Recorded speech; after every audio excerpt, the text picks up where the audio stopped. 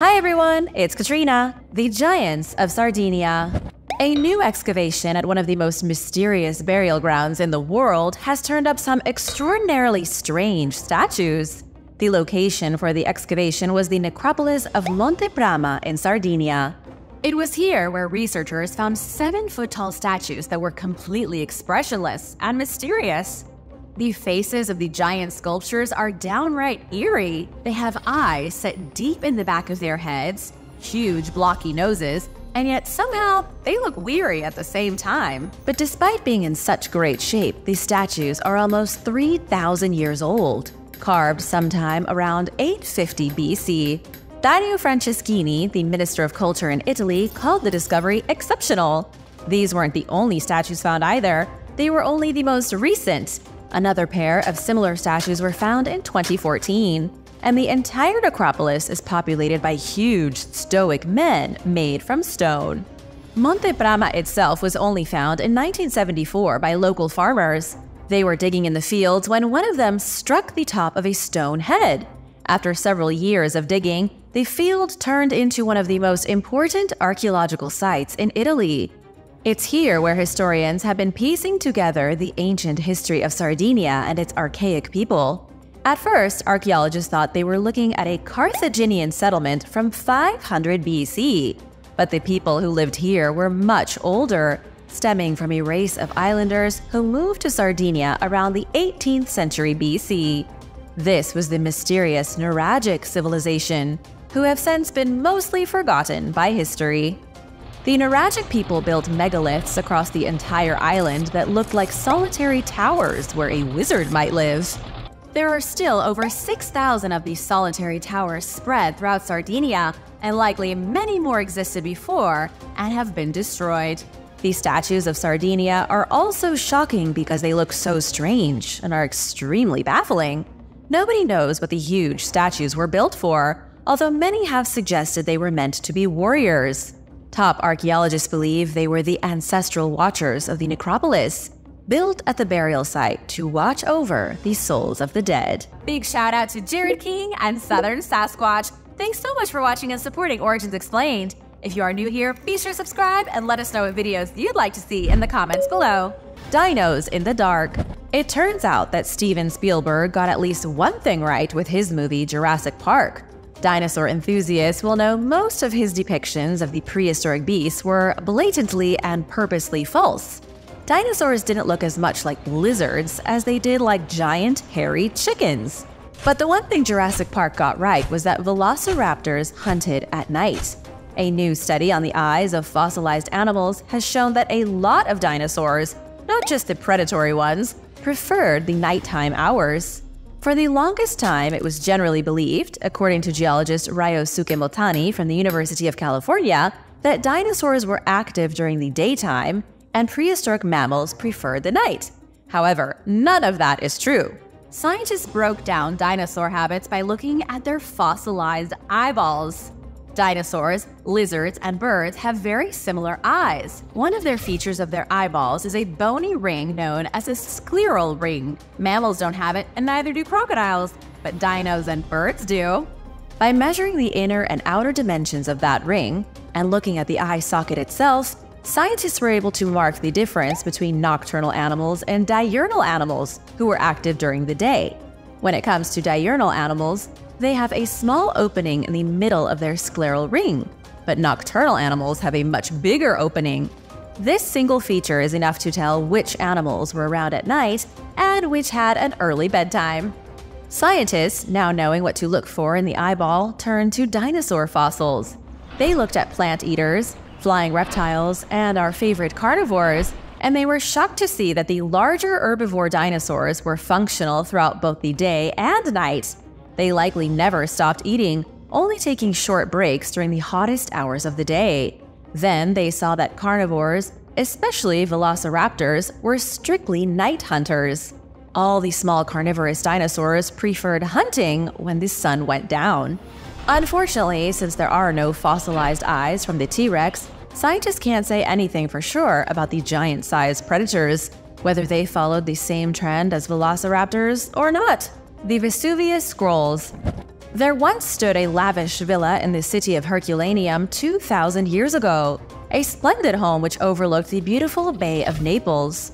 The Romans who lived here had a fantastic view of the shimmering ocean, and judging by the size of their house, lived a life of ease. This was a massive estate with its own impressive library, stocked with the most important texts of the day. A variety of scrolls written by the greatest philosophers of history were kept inside this library, including a series of volumes written by Philodemus, who was one of poet Virgil's instructors. Unfortunately for the people who lived here, destruction came in the year 79 AD. Herculaneum, much like its sister city of Pompeii, stood in the shadow of Mount Vesuvius. When the volcano erupted and buried Pompeii in volcanic ash, it did the same to Herculaneum. Clouds of smoke and ash entombed the city, including the fantastic villa with its extensive library. In 1752, excavations revealed the residence and its impressive collection of literature. Diggers found several bundles of scrolls that were carbonized by the unbelievable heat of the volcano's fury. These scrolls were perfectly preserved, but hardly legible. They had essentially turned into volcanic rock. And the home itself was named the Villa of the Papyri. Since the 18th century, archaeologists have recovered 1,800 scrolls from the villa, but they have been a nightmare to try and read. It was only recently that archaeologists acquired the proper technology to look at these ancient pieces of writing. 200 years later, and these stubby chunks of carbonized scrolls are now being deciphered. Archaeologists have found a way to use X-rays to read the ancient writing. Roger McFarlane, a researcher from Brigham Young University in Utah, says just one chapter or one paragraph of any scroll is a huge breakthrough. So far, archaeologists have been able to unwrap a handful of texts written by Philodemus. He was a scholar and philosopher in Greece during the 3rd century BC. Historians have always known about him but have never had a chance to really understand his prose because most of his work was lost. But by looking at these scrolls using X-rays, archaeologists are seeing his bizarre school of thought firsthand. The philosopher taught that physical pleasure was the main goal of life, and that humans shouldn't fear the afterlife, but live a modest and pleasurable existence. There is still a lot of work that needs to be done, but modern scholars believe these scrolls may have been part of his personal collection. They might have come straight from Philodemus himself, or were at least copies made in the 1st century AD. Learning the exact origins of the 1,800 scrolls is likely going to take years. But in the end, it will all be worth it. The Mirror Universe. Scientists have made a new discovery suggesting that there is a mirror universe on the other side of our own universe. A recent scientific study claims there could be a universe extending backwards in time. The thought is that our universe is the mirror image of a polar opposite universe that stretches on backwards from the source of the Big Bang, meaning it's going back in time while we are going forwards in time. It's a totally bizarre theory that was concocted by the Perimeter Institute for Theoretical Physics of Canada. Scientists here came up with the new cosmological model of the anti-universe.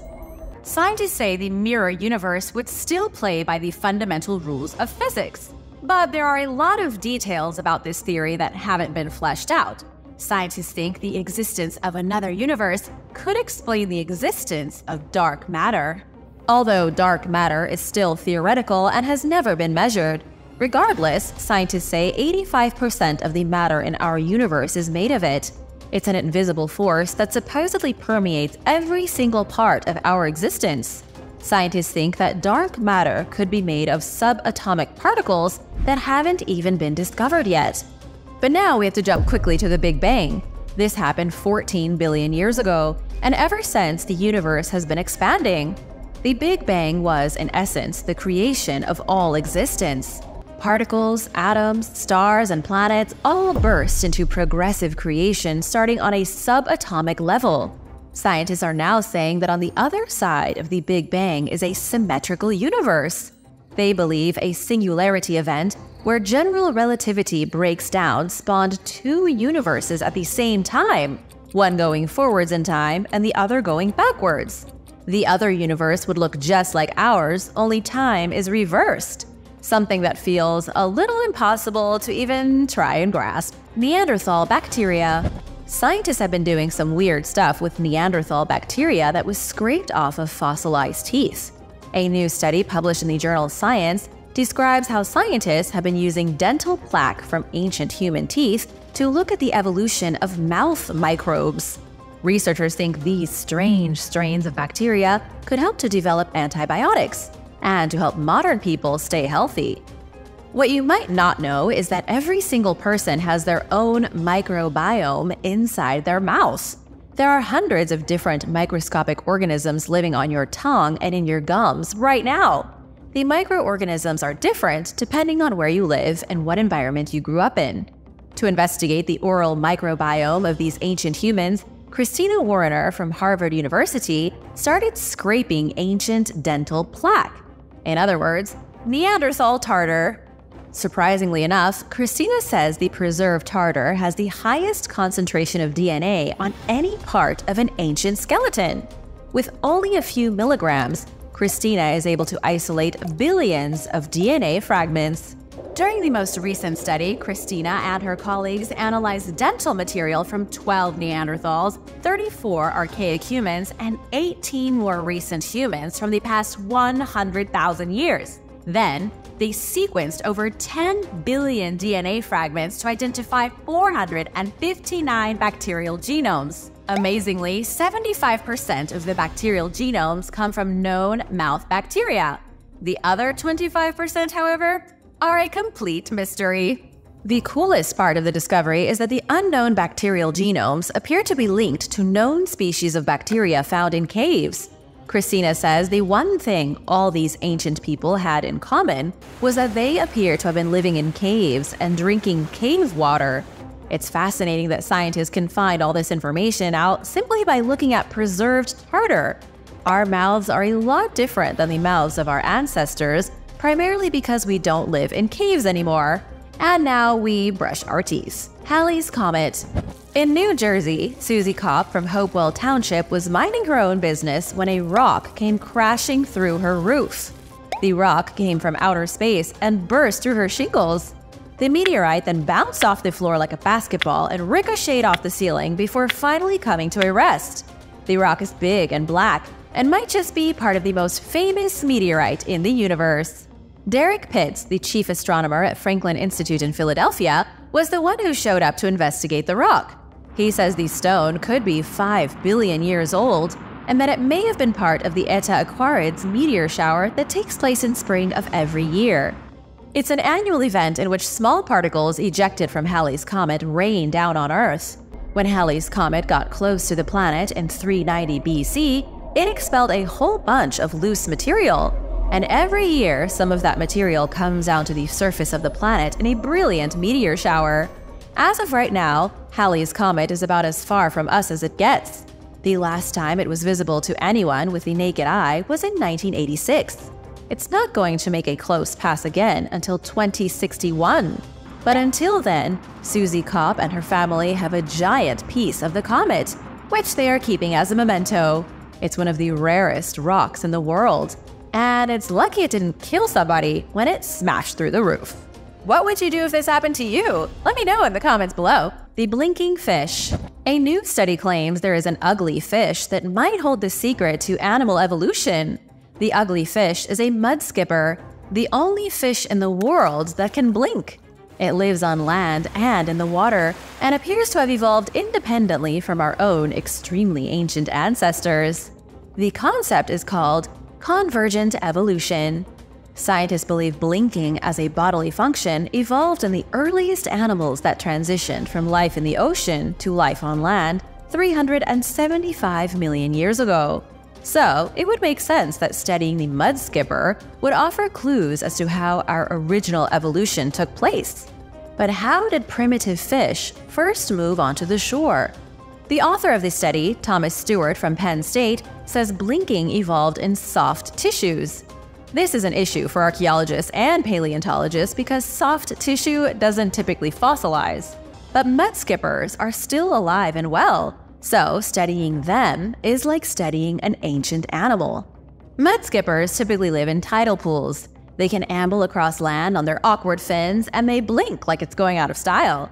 By watching these animals, scientists found that they barely blink at all in the water, only when they're flopping around on land. The fish appears to blink specifically to remove debris from its eyes. Scientists also found that mudskippers blink a lot more when their eyes start to get dry. Even though the fish hasn't evolved tear glands or tear ducts, they blink to wet their eyes. This is done by mixing mucus from their skin with water from the swampy environment they live in. Now, scientists have found through their investigation that the first animals to evolve on land were likely very similar to mudskippers. However, blinking was only one trait that was needed to adapt, and for whatever reason, mudskippers never got the rest of the traits. All they've gotten so far is the blinking. The Necropolis of May. Archaeologists in Egypt have made some shocking new discoveries at the Necropolis of May, which is located in the city of El Qusayya. They have found ancient buildings and a series of burials that date back to the Byzantine Empire. The Egyptian Supreme Council of Antiquities announced the discovery, saying the finds show just how important May was thousands of years ago. Archaeologists uncovered texts describing ancient deities on the walls of one building, scrawled in Black Coptic script. They also found shelves made of mud and hay, where at one point manuscripts and other important items had been stored. The buildings were found in the upper cemetery, with the burials located in the lower section. One of the new burials belonged to a woman whose wooden coffin was badly damaged, and inside her coffin was a mask, some beads, a pair of copper mirrors, and some clay pots. The necropolis itself almost rivals Saqqara in its importance. It's way out in the middle of nowhere, about 40 miles from the city of Asyut. Between the 6th and 12th dynasties of ancient Egypt, it was used as a cemetery for provincial governors. These individuals were called nomarchs, and they were similar to modern state governors. Ancient Egypt contained 42 provinces, and each one had its own nomarch. But the cemetery was also used to bury mayors and priests. When you think of ancient Egypt, you typically think of pharaohs. But the truth is that they had a complex social hierarchy. The system of government was extraordinarily advanced for the time. They had the ruling king, the governor of the province, the high priest, and the mayors of every town. Those in middle management mostly wound up at May, buried in deep tombs beneath the desert sand. There is also a cemetery carved from the rocks of a cliff that the local residents of Qusay used as their own burial ground. Qusay was the nearest city to May and was a center of cultic worship for the Egyptian god Hathor. Waterloo Dentures. If you had to go to the dentist in 1815, you would have been in for a rough time. People in the 19th century had horrible teeth, with even the richest people having mouths full of rot. When all of the teeth rotted out of somebody's head, they usually made dentures from the teeth of dead people, or dentures of wood, ivory, and metal. That wasn't all people did for their mouths, though. The rich began trying to whiten their teeth by using acidic solutions to burn away the enamel. Also, everyone wanted to be a dentist.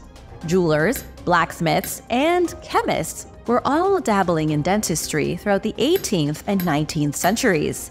The rise in sugary foods caused a worsening of our teeth, and people's faces started to rot. Around this time, the demand for false teeth grew and grew. An advertisement from 1792 in England even shows how early dentists offered money for anyone who could bring them human teeth, which they then used to create dentures. Researchers believe that after the Battle of Waterloo, greedy opportunists pillaged the battlefield for teeth. The battle was waged on June 18, 1815. The Duke of Wellington led the French army of Napoleon Bonaparte as part of the campaign to dominate Europe. A century before the Germans tried to do the same thing, the French tried it first, attempting to gain complete and total world domination. But the British, joined by their Prussian allies, smashed the French forces at Waterloo, ultimately ending the war. Researchers believe that after the Battle of Waterloo, greedy opportunists pillaged the battlefield for teeth. Rachel Bairstow, the curator of the British Dental Association's Teeth Museum in London, says scavengers pulled teeth from dead soldiers using pliers. There is even a collection of these teeth at the museum, as you can imagine. These sets were sold to dental technicians who boiled the teeth, cut off the ends, and then shaped them into solid ivory dentures joined by piano wire springs. The Martian doorway. NASA has taken a photograph of an alien doorway on Mars. One of the most recent snapshots sent back to NASA from the Curiosity rover shows what appears to be a perfectly carved doorway in the red Martian landscape. The doorway is so convincing, it's hard not to immediately imagine a subterranean lair filled with tiny Martians. It really looks like a perfectly smooth entrance into the side of a mountain on the red planet. But what is it really? Experts say it's likely nothing more than a fracture, a strain in the rock that caused a piece to become dislodged. It's a good explanation, but it doesn't account for the perfect shape of the doorway. Nowhere else on Mars do we see perfectly rectangular portals leading into the side of a cliff. While it's not an unbreakable rule, nature doesn't typically work with straight angles. Although the doorway in the picture looks massive, big enough for a person to walk through without bumping their head, NASA says it's only a few inches tall. The picture is exaggerated, appearing far larger than it does in reality. Still, who's to say Martians have to be the same size as humans? It's perfectly reasonable to suppose any aliens on Mars could only be a few inches tall, like a bunch of alien dwarfs or hobbits. The sound of dinosaurs. Scientists may have just cracked the code on what dinosaurs sounded like. And it's all thanks to an armored dinosaur that lived 80 million years ago called an ankylosaur. This prehistoric creature was strolling through the forest on 4 stocky legs, munching on some plants. It was enjoying its day as a dinosaur, and after it swallowed the last of its food, it let out a great, bellowing, bird-like chirp. Not a roar, but a chirp. Researchers believe the chirping ankylosaur wasn't the only one to be making these sounds. Rather than roaring like we've all seen the T-Rex do in the movies, dinosaurs may have chirped like birds. The discovery of the ankylosaur fossil was made in the Gobi Desert Basin in Mongolia.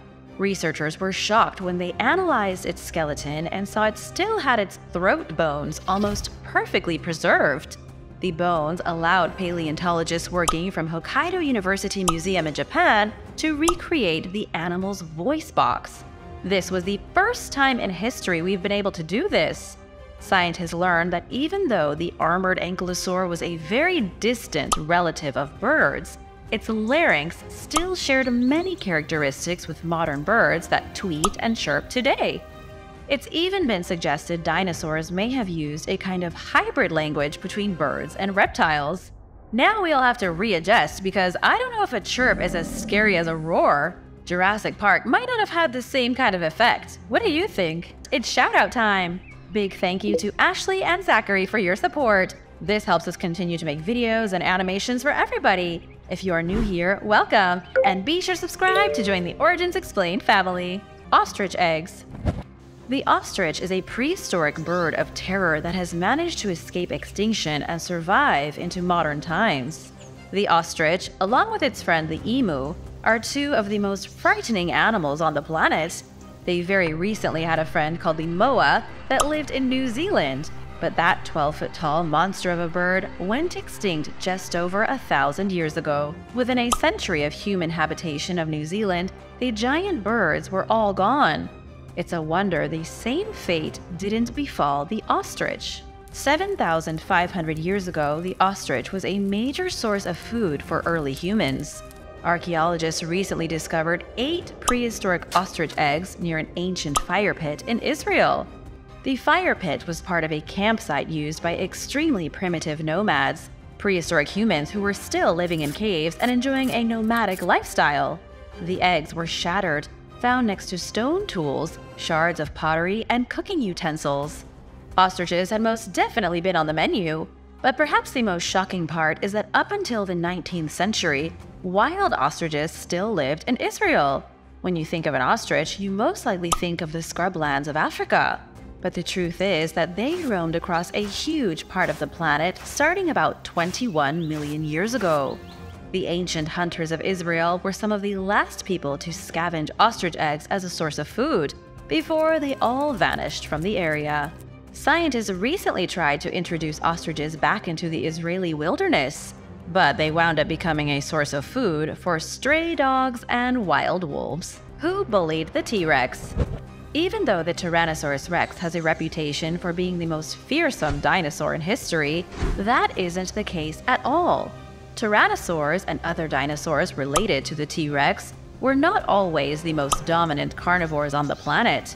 For many millions of years, tyrannosaurs were bullied and preyed upon by much larger monsters. I'm talking about serious dinosaurs with teeth like serrated knives, titans of the prehistoric world that looked like Godzilla. The predators were called Carcharodontosaurs, and paleontologists recently named a new species of one. Researchers from the University of Calgary and the University of Tsukuba named the newly discovered behemoth of a dinosaur Ulugbegosaurus uzbekistanensis. Close enough. It lived about 90 million years ago, with its fossilized remains recently discovered embedded in a rock in the Central Asian country of Uzbekistan. The dinosaur was roughly 30 feet long and lived alongside much smaller tyrannosaurs. Since it was so much bigger and so much deadlier, it almost definitely ate its pint-sized competitors.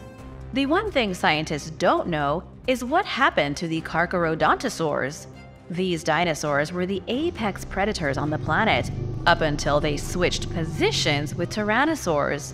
For some reason that nobody seems to understand, the two species switched places and the Carcharodontosaurs went extinct. With the competition gone, tyrannosaurs flourished and grew into giants, the Mississippi lion. As the Mississippi River's water level began to drop recently, new parts of the riverbed were exposed for the first time in decades. Local resident Wiley Pruitt was exploring one of these newly exposed sandbars in October 2022 when he came across something shocking. He found a large tooth sticking out from where the water used to be. The resident of Oxford, Mississippi, knew he had a treasure on his hands. He soon dug out the fossilized jawbone of an American lion. This ancient subspecies of lion has been dead for about 11,000 years. And while plenty of fossilized evidence has been found, this random discovery was exceptional and unexpected. Wiley knew that he had a piece of a carnivore's jaw, but at first there was no way for him to tell it was a lion fossil. When he learned what he was in possession of, he said it was like hitting the fossil lottery. Have you ever found a fossil? Let me know in the comments.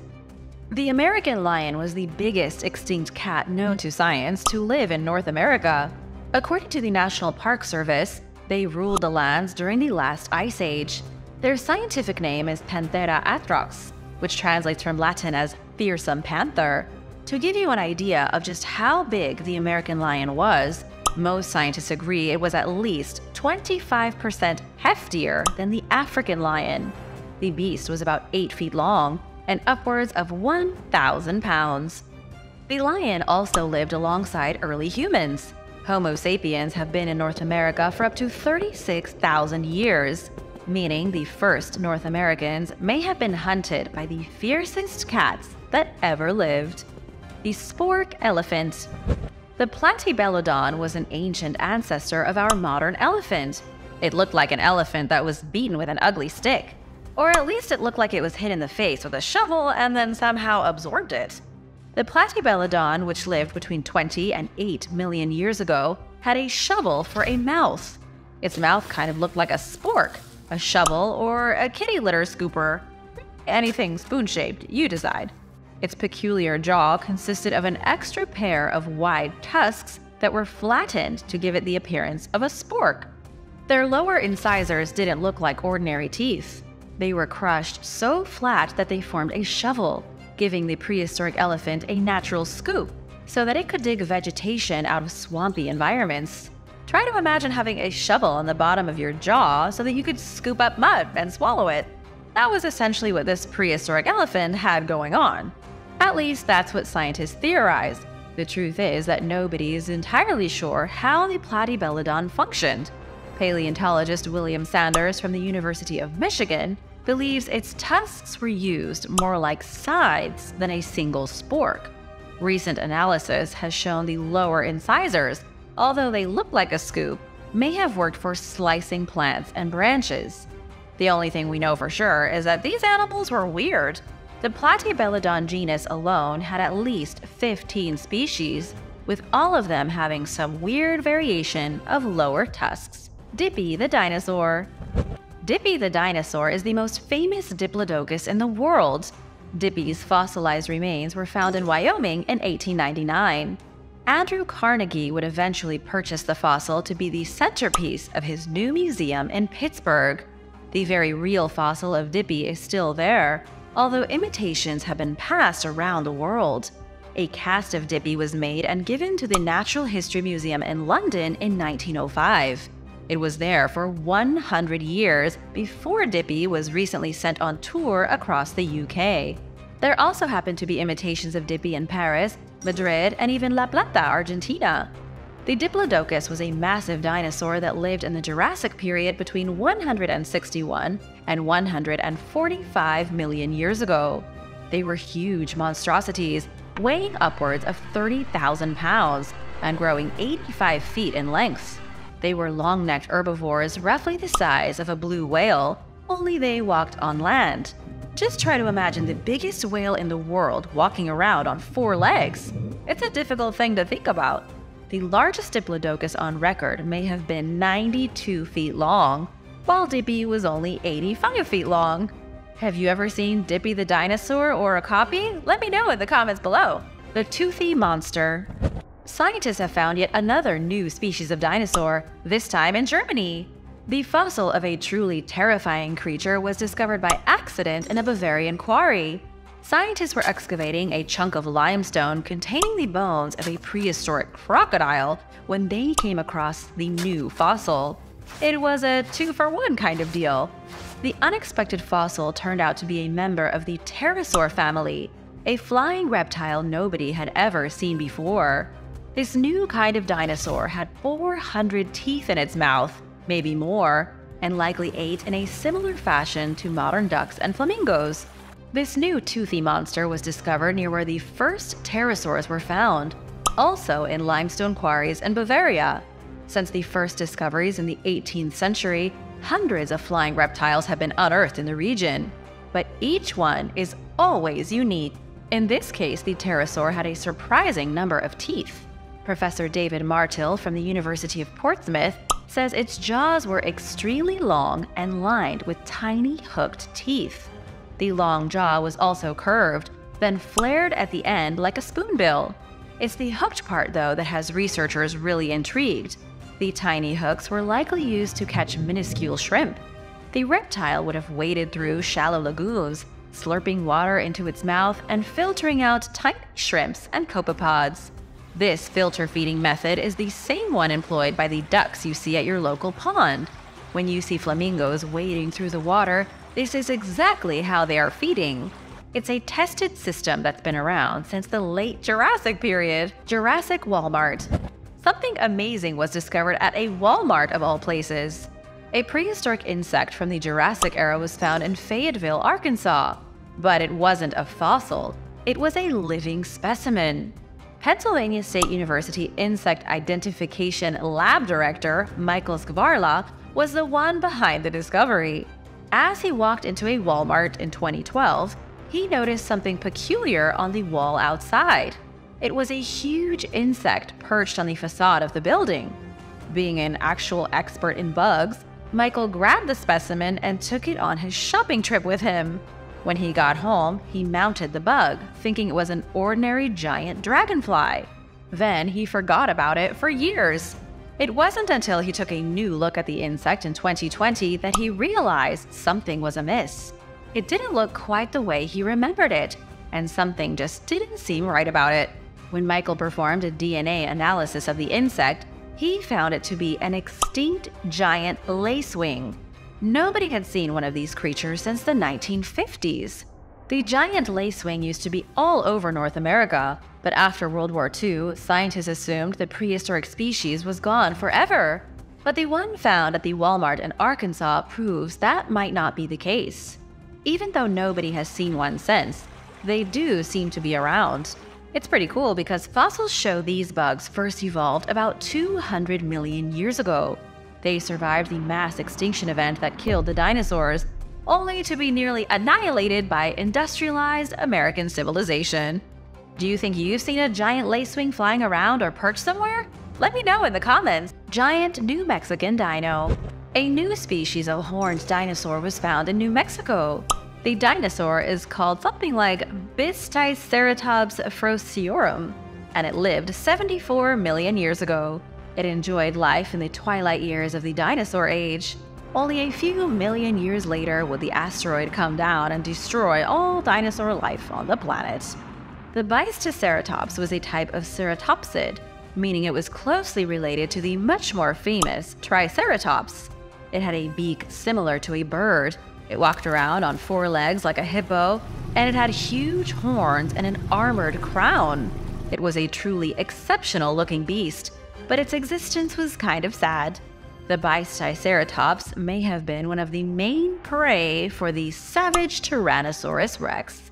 We know this because of bite marks left behind by the T-Rex on the newly found Bisticeratops skull. Researchers think the T-Rex may have had a favorite meal.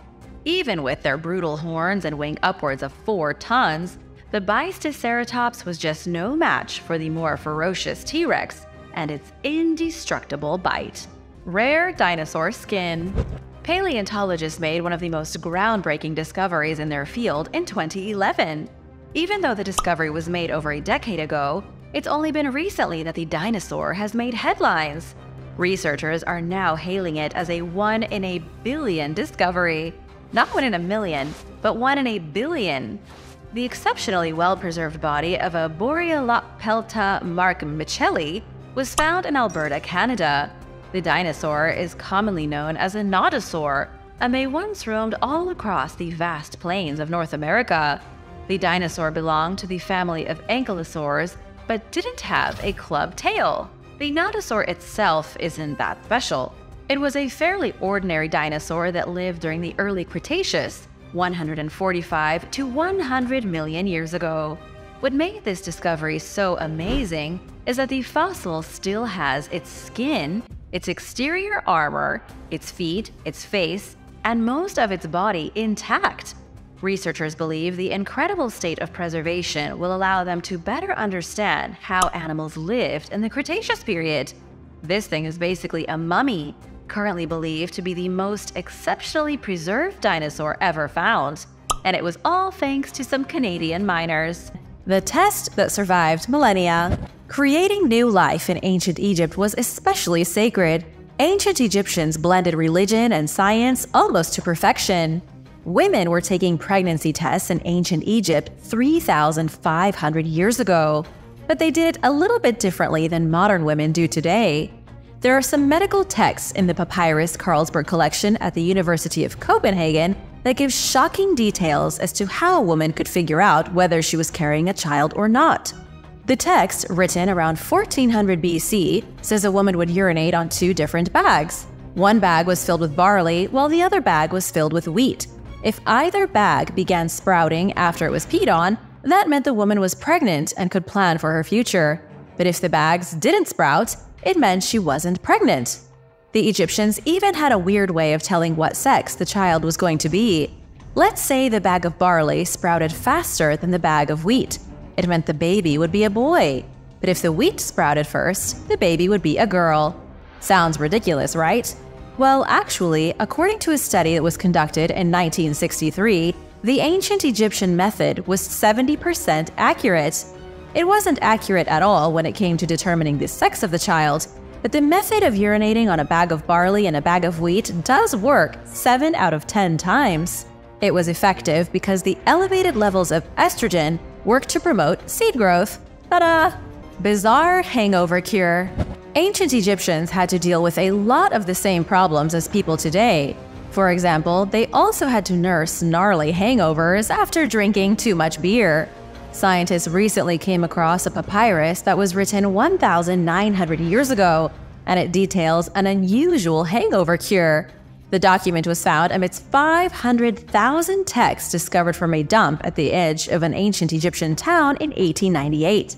The hangover cure called for a garland of leaves from the Alexandrian laurel, a large evergreen plant. Scientists say the plant has no medical properties whatsoever, but the Egyptians certainly thought it did. They believed the leaves could relieve a headache. In the ancient text, which was written in Greek, the recipe was described as a remedy for a drunken headache. The papyrus is more than just a cure for a bad hangover, though. It gives us some insight into the behavior of ancient Egyptians. Clearly, drinking too much alcohol was a common problem. Ancient Egyptians loved to drink during religious festivals, and there were a lot of them. It was also an issue in other ancient cultures as well. In Mesopotamia, men were advised to take licorice, beans, oleander, and oil after a night of drinking to help recover. And in ancient Rome, the recipe called for a feast of roasted onions and African snails. What's your favorite hangover cure? Let me know in the comments. Cats in Egypt. The ancient Egyptians had a truly bizarre obsession with cats. Cats were the most popular pets in Egypt. Even the word cat comes from the Egyptian word for cat, quata. Greeks derived gata from the Egyptian derivative of the word, and from that came the Spanish gato and the German Katze. Even the word pussycat comes from the Egyptian cat goddess Bastet or Pasht. Every piece of evidence shows that Egyptians had a long and healthy relationship with their feline friends. The first feline goddess came into existence around 3150 BC. Her name was Mafdet, and she was worshipped as the embodiment of justice. She was also one of the deities who protected Ra, the god of the sun, as he went on his nightly journey through the underworld before rising in the morning. Centuries later came Bastet, the goddess of fertility and domesticity. She had her center of cultic worship in the town of Bubastis, which grew to be one of the richest places in the country. According to ancient historian Herodotus, people traveled from all over Egypt to bury their dead cats in Bubastis.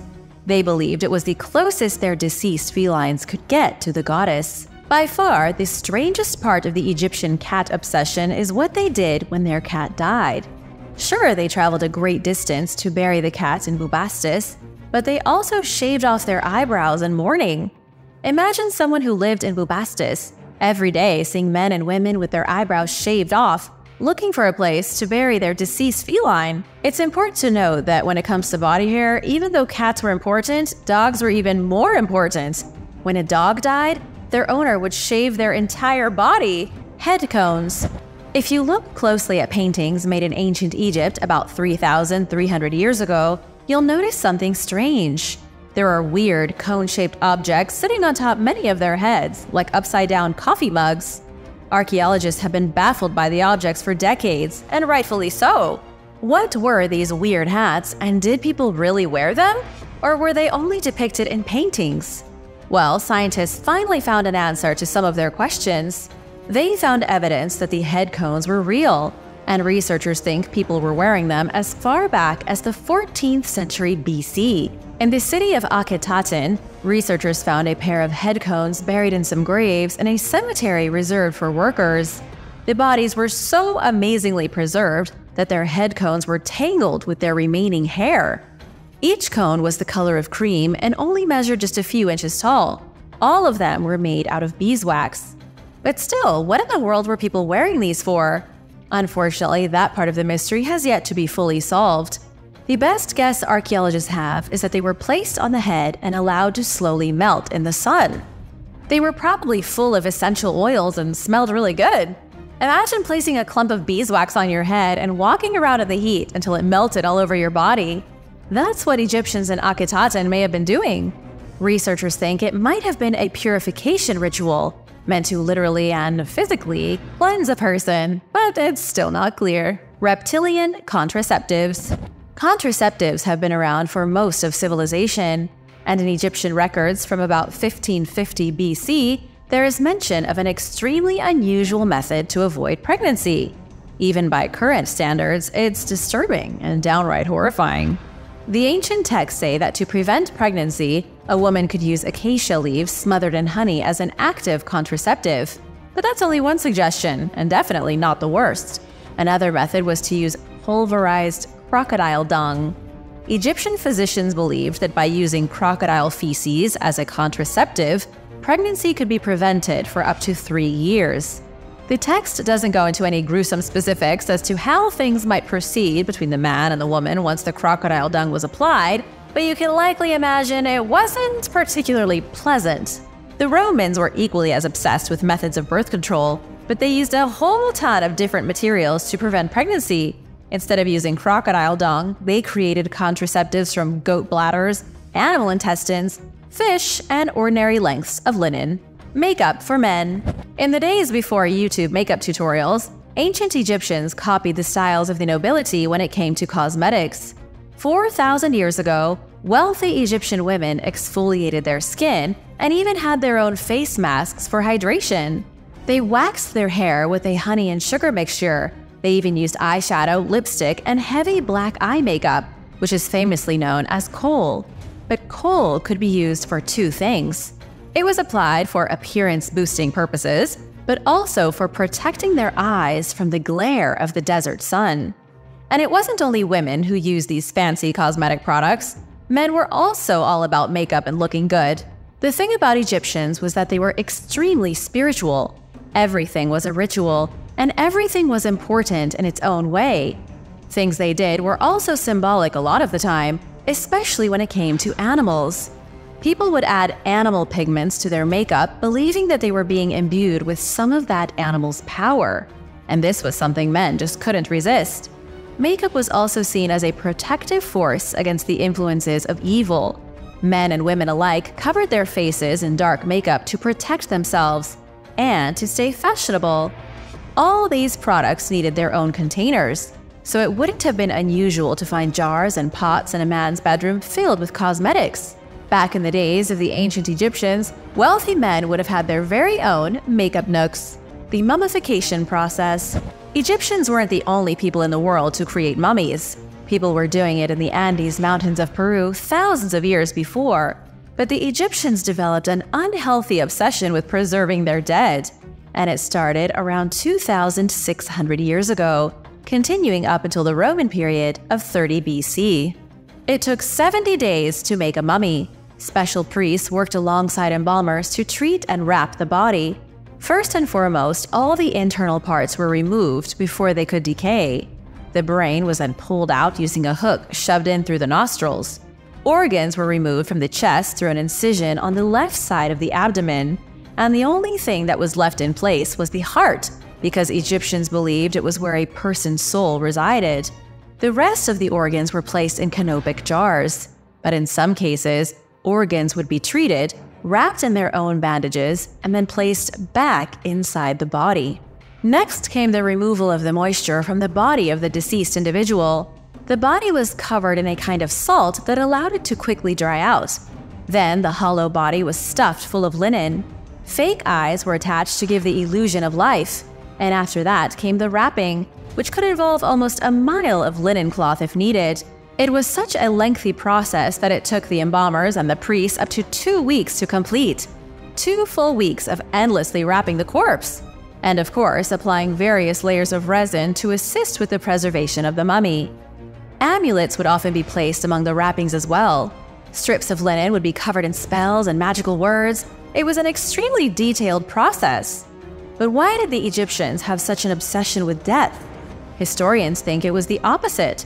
They had an obsession with life.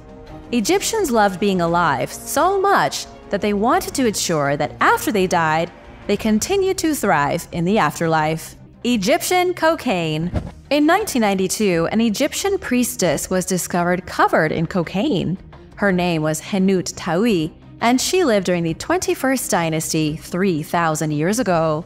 Nothing is known about her life other than that she worked as a priestess at the Temple of Amun in Thebes. When she died, her body was embalmed and placed within the Deir el-Bahari necropolis. After the discovery of her mummy, it was given to King Ludwig I of Bavaria. Now it's on display in Germany. German toxicologist Svetlana Balabanova was responsible for discovering trace amounts of cocaine in the mummy's hair in 1992.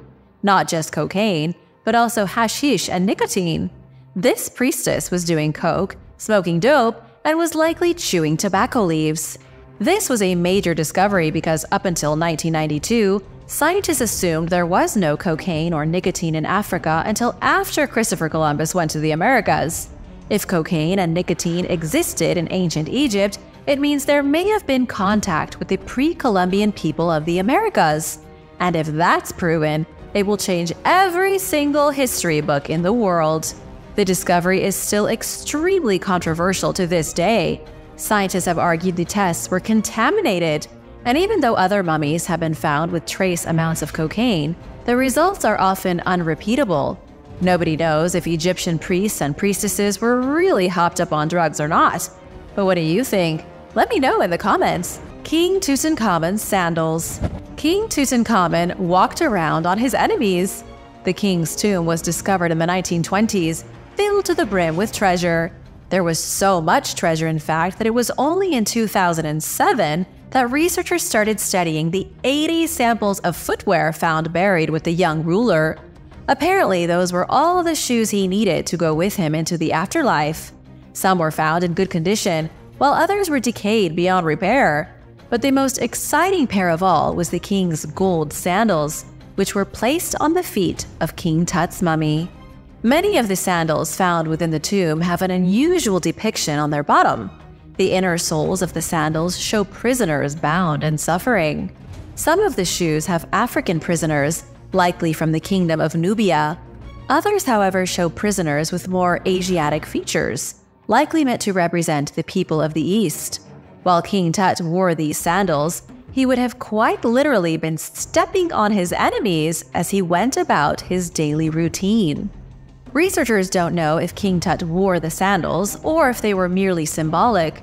They also aren't sure if the king had them made specifically so he could step on the faces of his enemies. Maybe King Tut wanted to defeat his enemies so badly that he walked around on their faces. The other thing that feels a little extreme is that the king owned 80 pairs of sandals. But what in the world was he supposed to do with them in the afterlife? Maybe humans have just always had an obsession with footwear. After all, it's not much different from famous and rich people today. Egyptian marriage. Marriage in ancient Egypt was weird in comparison to marriage today. The biggest difference is that there was no marriage ceremony. You didn't get together with friends and family and throw a party.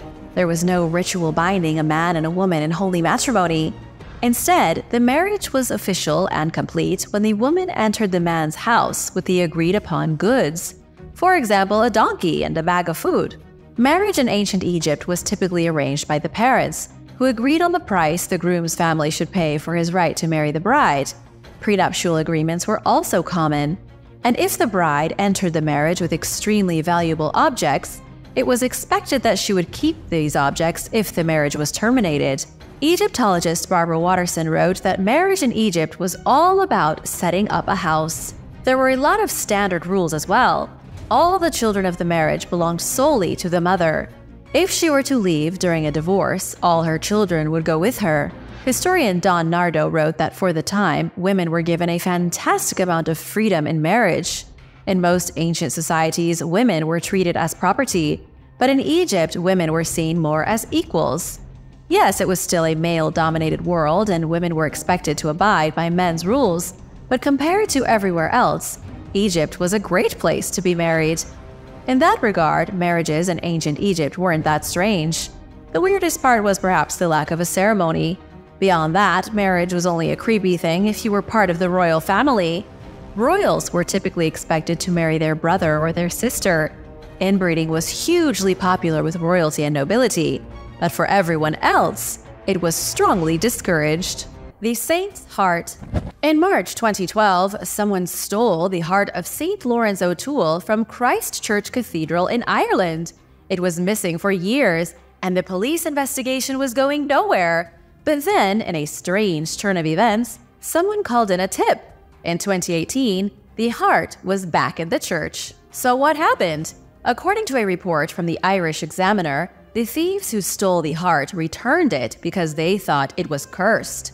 They believed the 800-year-old artifact was causing their loved ones to drop dead from heart attacks. Lawrence O'Toole was the Archbishop of Dublin during the Norman invasion in the 12th century. After the Normans invaded the country, Lawrence acted as an intermediary. He was the middleman between the invaders and the locals, trying to keep the peace. He also played a major role in the Irish church reform movement, which was why he was canonized in 1255 by Pope Honorius III.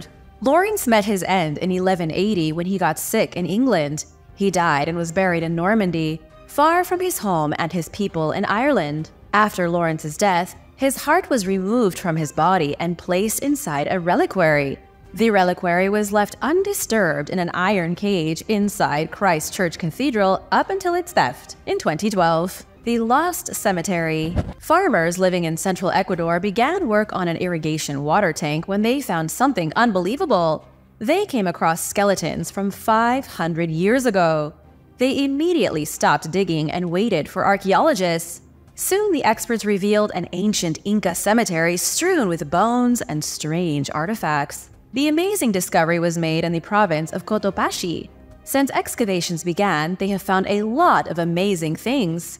Esteban Acosta, the one in charge of the excavation, said his team discovered the foundation of some ancient homes.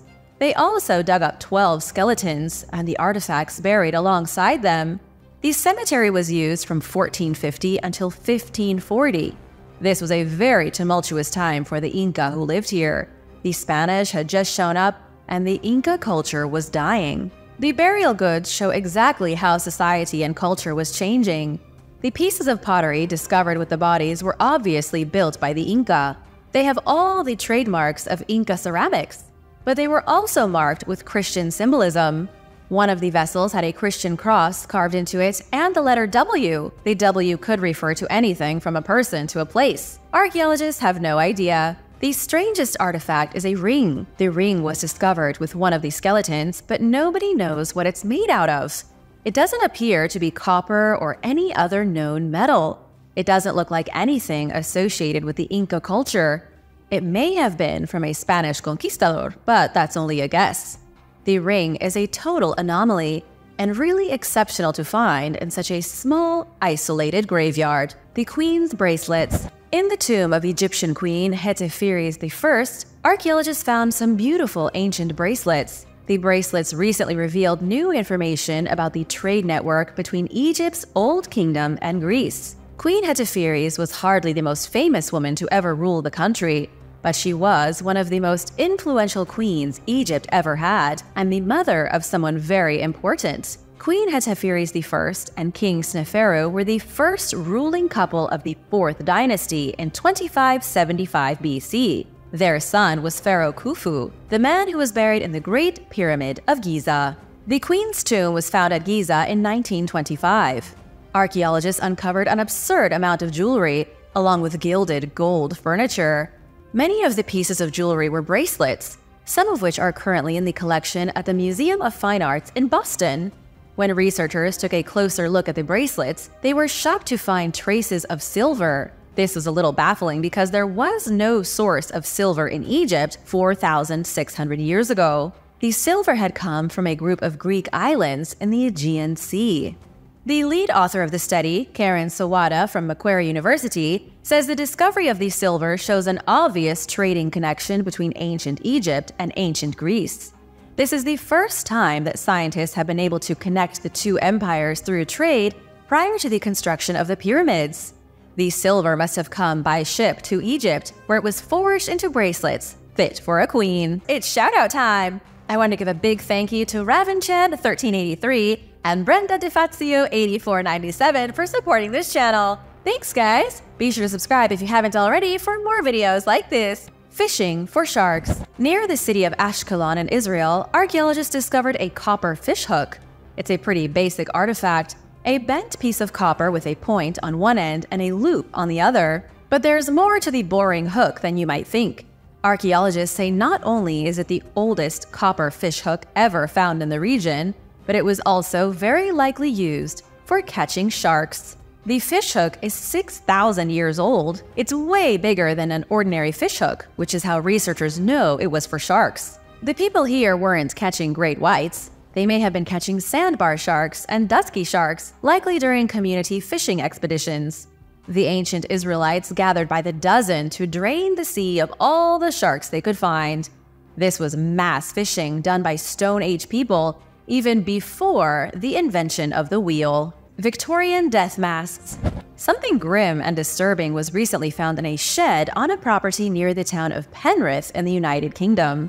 A collection of Victorian-era death masks were discovered collecting dust. 2 of the gruesome masks were identified as Benjamin Courvoisier. He was a serial killer who terrorized the streets of London 5 decades before Jack the Ripper made his violent debut. The horrifying death masks were found during a routine evaluation of the property by an auctioneer. Someone had died and the property was being sold off. The auctioneer had to check for any oddities. Imagine their surprise when they opened the shed and found the preserved death masks of some of England's worst killers. One of the death masks was even covered in lipstick. Someone had practiced their makeup on the head of a dead convict. You might be wondering what a death mask even is. During Victorian times, scientists believed the shape of the brain dictated the size of the skull. There was a brief time when scientists were convinced that by studying the shape of a person's head, they could understand what was going on in their mind.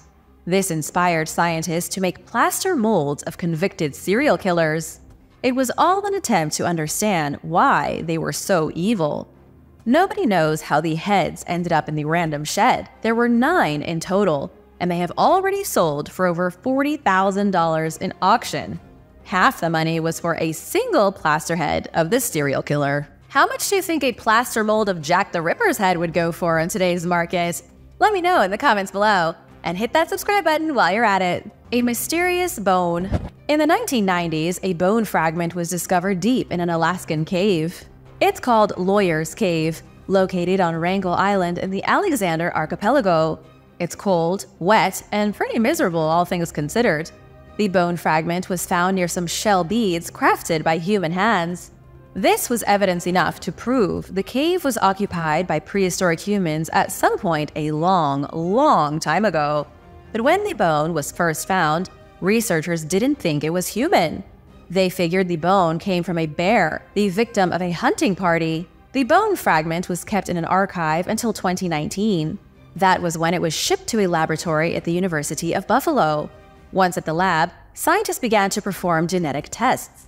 They were interested to see what kind of bear Native Americans were hunting 3,000 years ago.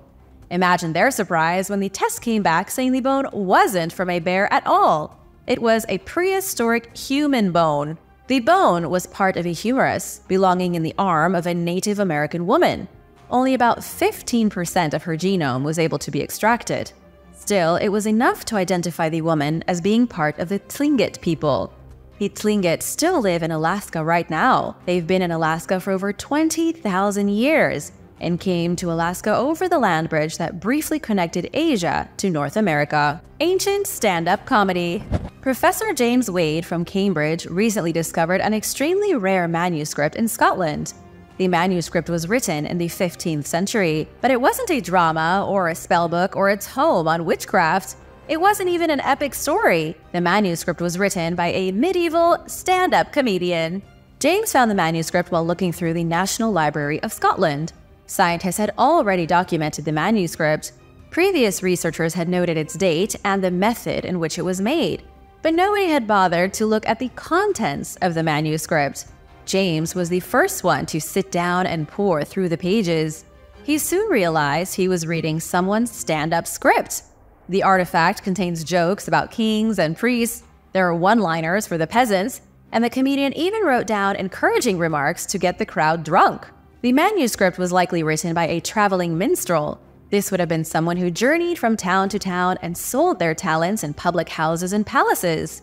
They would have sung and danced, told stories, and juggled for an audience, but now we know they also did stand-up comedy routines. The best guess scientists have is that the traveling minstrel, name unknown, was active around 1480.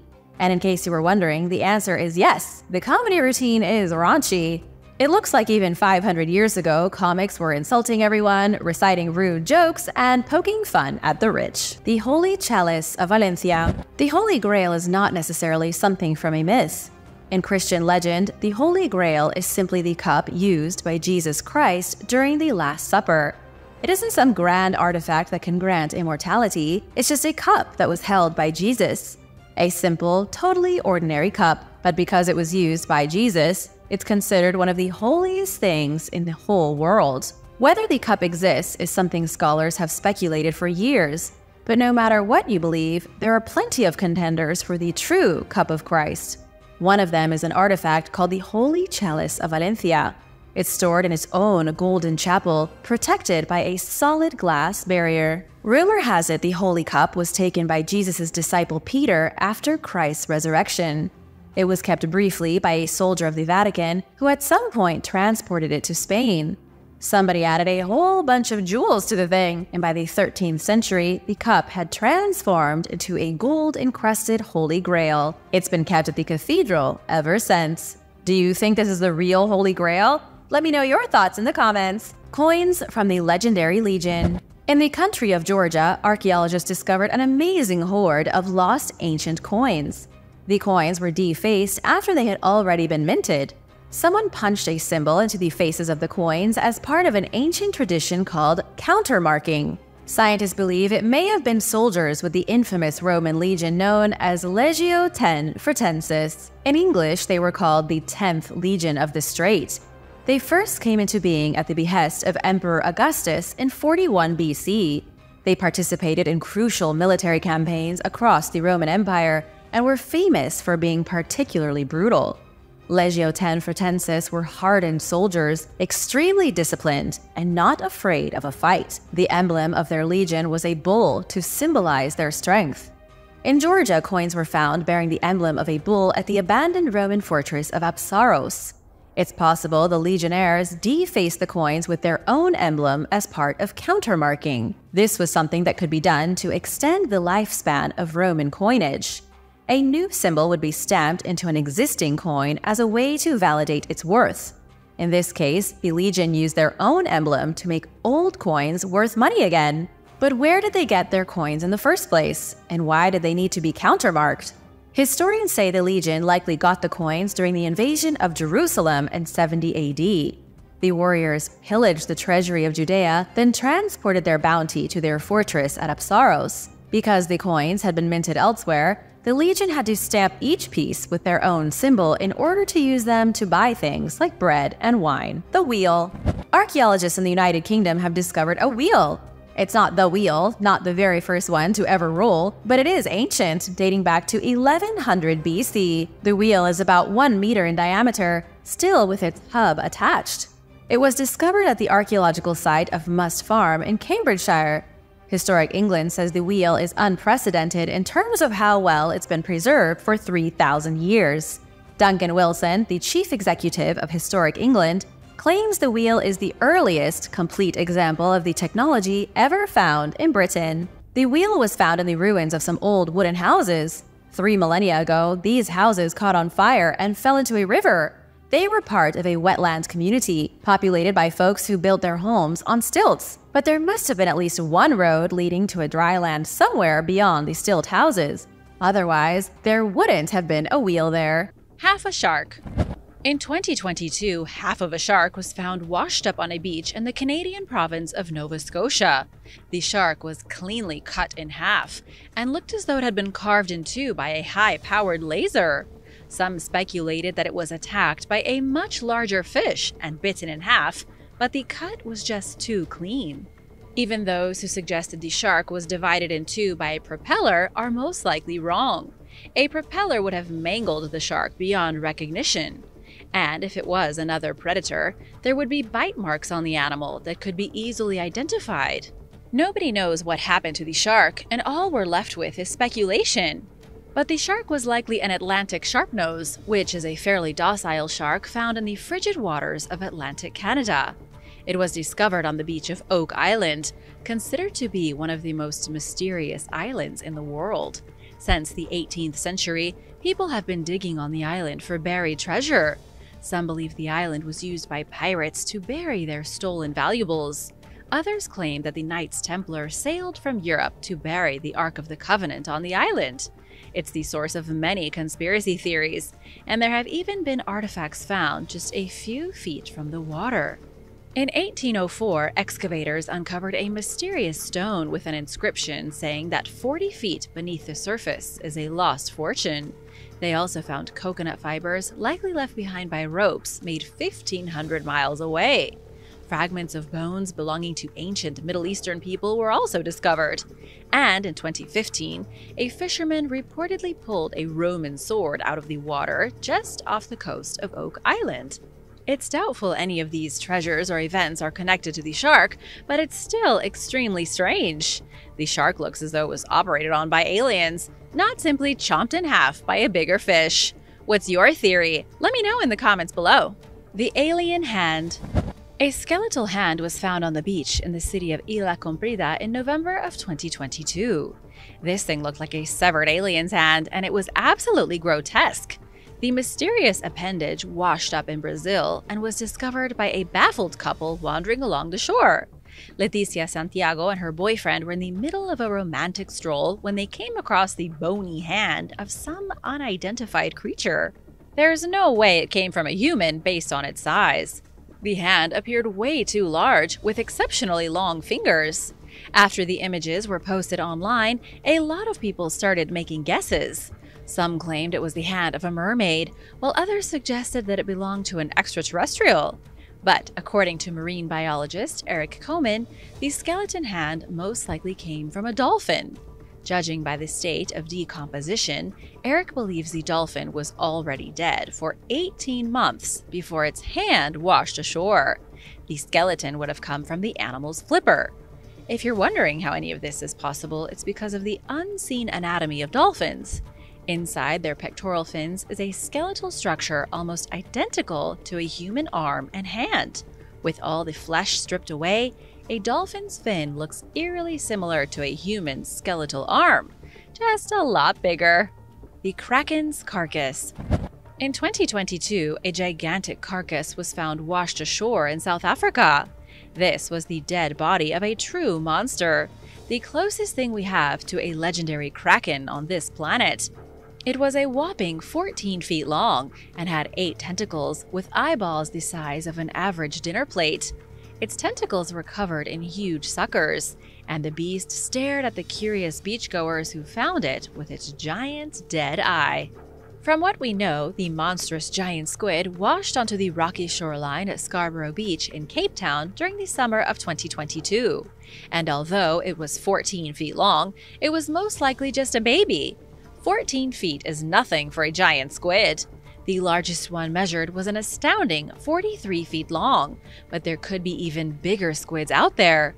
Scientists say the largest giant squids living in our oceans could be upwards of 66 feet long, although none that big have ever been seen with human eyes. After the discovery of the marooned squid, it was identified by Mike Vecchione, a zoologist with the National Oceanic and Atmospheric Administration. He confirmed it as a real giant squid, but couldn't say how it died. Some of the arms were broken off, suggesting the squid may have been the victim of an even bigger and more violent predator somewhere in the deep ocean. Headless corpse. A brown, headless creature was found on a beach in Portugal by a British tourist named James Clegg in 2022. He was vacationing in the Algarve region at the bottom of some sea cliffs when he came upon the headless, slimy corpse of some strange animal. According to what James said, it looked like a fish or a mammal, maybe a sea lion or a whale, and was about 5 feet long. The headless monster was in such an odd location that there wasn't much James could do. He took some photos and left the monster where it was, then posted them online in hopes that someone could tell him what he'd discovered. Marine biologist Elio Vicente came forward to say the creature was most likely a decomposed young adult female dolphin. He identified the animal based on its boneless tail, its flippers, and the general shape of it. It's possible that the dolphin was attacked by something and wound up on the beach before it started to decay in the sun. But the real story here isn't the corpse on the beach, it's something unknown in the water. Shortly before the body was found in Portugal, another dead dolphin was discovered mutilated on a beach in Devon, England. Locals fear there could be an unknown predator lurking in the coastal waters, preying on unsuspecting dolphins. The tentacle monster. A terrifying creature of disturbing proportions was discovered washed up on a beach in Western Australia in 2018. The picture of the mystery creature appeared online, posted by someone who said they found it on a beach in the town of Broome, located on the country's northern coast. The individual was walking with his mother and girlfriend when they came across the tentacled creature. The unidentified animal was sitting in the sand with what appeared to be dozens of black tentacles surrounding a white, puffy body. It almost looked like a soggy brain with nearly 100 tentacles growing out from its mushy bottom. Clearly, this was no squid or octopus. It had way too many tentacles and looked far too bizarre. It wasn't until experts online recognized the creature that it was officially identified as an upside-down sea anemone. It's also called a striped anemone, something that's found in the tropical waters off the Australian coast and can grow to be about the size of a large starfish. Normally, these types of marine critters are dark red, but this one may have been bleached white and black because of the sun. As a side note, striped anemones are known for their venomous sting. If you even touch one of their tentacles, it can leave a mark that won't heal for months and will remain itchy and painful. Big shout out to Josh Coop and Luffy Mugiwara. Thanks so much for watching and supporting Origins Explained. If you are new here, be sure to subscribe and join the family, and let us know what strange things you've found on the beach. Mystery creatures. Experts were stumped when a pair of mystery creatures washed up on a beach in North Carolina during the summer of 2022. The creatures were found on one of the barrier islands, and not even the locals there could identify them. Officials with the Cape Lookout National Seashore took photographs of the unusual life forms and posted them on Facebook, hoping the public could give them some answers. Both of the critters were 6 inches long, and they kind of looked like sea slugs. They resembled a worm or a big, juicy caterpillar, only they were covered in hair-like bristles. They were found by the Turtle Patrol hiding near a log encrusted with barnacles. There are no images on the internet of similar species, and nobody has been able to make a positive identification. One commenter suggested the creatures were fireworms, also known as bristleworms. These are sea cucumbers that defend themselves by stabbing other creatures with their bristles. If you were to pick up one of these so-called worms with your bare hands, you would be stabbed by dozens of sharp needle-like protrusions, and it would feel like your hands were on fire. That's most likely where the creature earned its name. However, the mystery creatures in North Carolina were never confirmed to be fireworms, so as far as we know, they are still unidentified. Ancient footprints. On a beach in the United Kingdom, archaeologists with the University of Manchester discovered a shocking collection of ancient footprints in October 2022. These footprints belong to both humans and ancient animals. They date back about 9,000 years, to a time when global sea levels were rising rapidly. The Ice Age was coming to an end, and the ice sheets that once covered the northern hemisphere were turning into water. This resulted in shorelines across the globe being submerged. Experts at the university found the footprint bed on an English beach in Merseyside. They identified the footprints of red deer, wild boars, beavers, lynx, wolves, and aurochs, an extinct species of cattle. The area next to the shoreline was once a hub of animal activity. Following the end of the last glacial period, a rich ecosystem thrived here, with hordes of animals and primitive human beings. This would have been following the extinction of some of the more legendary creatures that recently roamed the earth, like woolly mammoths and dire wolves. The bed of fossilized footprints stretching along the beach shows how the bigger predators of the Ice Age went extinct, allowing smaller animals to experience a population boom. Unfortunately, many of these animals have since vanished from the UK. The Beeswax Shipwreck. Craig Andes is a commercial fisherman and an avid beachcomber. He was scrounging around along the shore of Tillamook County in 2019 when he came across old pieces of timber. Something told him that the timber was important and that it likely belonged to a shipwreck. At first, nobody believed him. Archaeologists were skeptical, and hardly anyone wanted to investigate. But with a bit of persistence, Craig managed to get an archaeological team down to the beach to inspect the timbers. And sure enough, they came across the legendary Spanish galleon, the Santo Cristo de Burgos, sometimes called the Beeswax Ship. Historians already knew the ship sank somewhere along the Oregon coast. They knew this because clumps of beeswax have been showing up on Oregon beaches for at least 2 centuries. The Spanish galleon was carrying a massive cargo of beeswax in 1693 when it crashed and vanished. When Craig found the timbers, he was really hoping he'd discovered the physical site of the wreckage. However, he likely just found pieces of the galleon that washed ashore. To this day, we still don't know the exact location of the ship, and we may never know. Based on the timber that washed ashore, there's a good chance the ship is already shattered into 1,000 pieces. Mystery trunk from the 1930s. A mysterious steamer trunk from nearly a century ago recently washed ashore on a Florida beach in November of 2022. According to the National Park Service, it happened about a week after Hurricane Nicole ravaged the state's shores. Park staff were alerted to a suspicious package by a beachgoer. However, when they arrived to inspect the package, they found a very old trunk from the 1930s. It was a vintage steamer trunk, manufactured by L. Goldsmith & Son of Newark, New Jersey. The big mystery now is trying to figure out where the steamer trunk came from. It wound up on the beach about 50 miles from a local community that was devastated by the storm. Several beachfront properties were completely ruined, and the trunk may have fallen into the water during the hurricane. However, the trunk also appeared to be weighed down with sandbags, making the whole thing extremely confusing. The shipwrecked sailor. Archaeologists have just finished investigating the skeletal remains of a man uncovered on the Cornish coast of England. The mysterious skeleton likely belonged to a sailor who died in a shipwreck in the 18th or 19th century. The body was discovered by a member of the public who was wandering along a coastal footpath near New Train Bay, minding their own business. The person didn't know if they had found the victim of a murder or a recently buried body, so they called the authorities to investigate. The bones were analyzed and were deemed to be very old, so they were handed over to archaeologists. Since then, archaeologists with Cornwall Council's Rural Historic Environment team have been trying to figure out who the bones belong to. Initial investigations revealed the remains to be from an adult, someone who did a lot of hard labor in their life. The man had well-developed muscles on his upper body, meaning he likely spent his life working. And because the remains were found near a seaside cliff overlooking the beach, it would make sense that the man was a sailor.